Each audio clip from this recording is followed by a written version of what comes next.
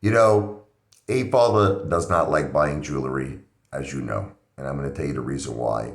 I typically only like, when it comes to gold and silver, the real McCoy, the real deal, like the American Eagles, the Buffaloes, and silver, too. Anything that's silver, 1 ounce silver coins or, silver bars, doesn't make a difference, 10 ounces or more. Um, 100 ounces, it gets a little scary because you might want to check that out. A lot of times there's other metals. It's not 100% silver. The more the ounces, you could run into problems. But typically, there's markings on gold and silver. You see it. If it's sterling silver, you'll see 925, or if it's pure silver, it'll stipulate that on the coin, like 1 ounce pure silver or whatever, the amount of silver is in. It'll indicate it on the coin. Same thing with gold. One ounce, fine gold. It'll indicate it. Okay. The problem is the diamond problem. You can never really tell if someone is selling you a real diamond unless you're a professional in the industry and you have the technology, you have the machines that could determine if the diamond is in fact real. Okay, but typically to the human eye, at just one glance, you can't tell if a diamond is real and you can't tell if a diamond is fake. And there's other things. I read about people who are newly getting married. They bring some cases they have like a diamond in their family and they want to mount it on the engagement ring. Okay, and you hear cases like this all the time. You hear people bringing in the diamond to the jewelry store. Then the jewelry store exchange the real diamond with a fake diamond, and you never know the difference. Okay, so how do you avoid all these problems? I actually think this is an important video to make to help a lot of people out there. If you have a diamond that you want to mount onto an engagement ring, again, I'm not giving you financial advice. I'm an entertainer, but I'm just telling you what I think is the best thing to do. Okay, but you have to make the decision for yourself what the best thing to do is. But I would suggest having that diamond that you have in your family appraised.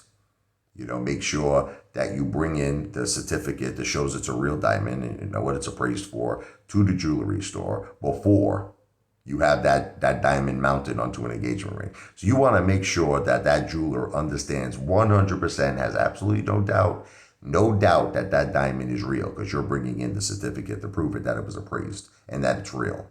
So now, after the jeweler mounts, your diamond onto the engagement ring, you can now go out and get that engagement ring appraised and make sure that diamond is still real. Now, if the diamond is fake, well, you got them. And make sure everything is in writing. Make sure you have some sort of a receipt that stipulates exactly what's happening.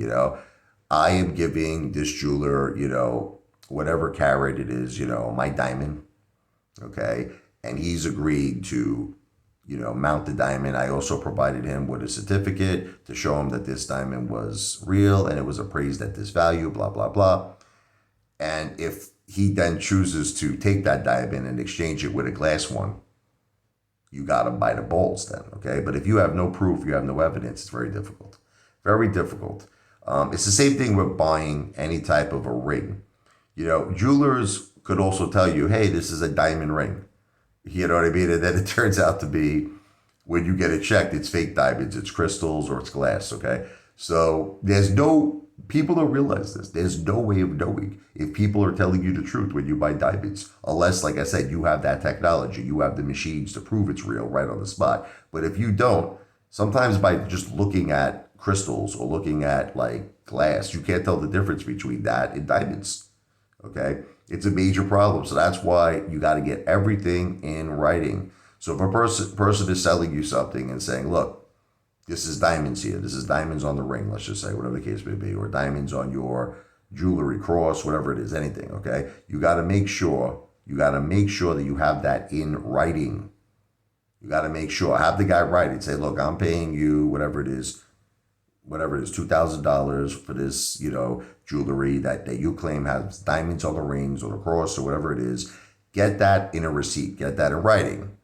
So that this way, after you pay the guy 2,000 or whatever the case may be, if it turns out to be a fake diamond or fake diamonds, you could go back there and tell him, "Look, you see this receipt? You stipulated these were real diamonds, right? You see it? Yes, I see it in black and white. Well, I just got it checked out and appraised. It turns out to be glass. It's fake.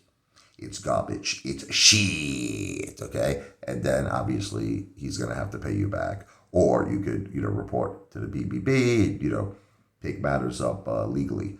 But that's basically it. I think this is a very important video to make. I call it the diamond problem. This video is not financial advice. I am not a financial planner. This video is for entertainment purposes only.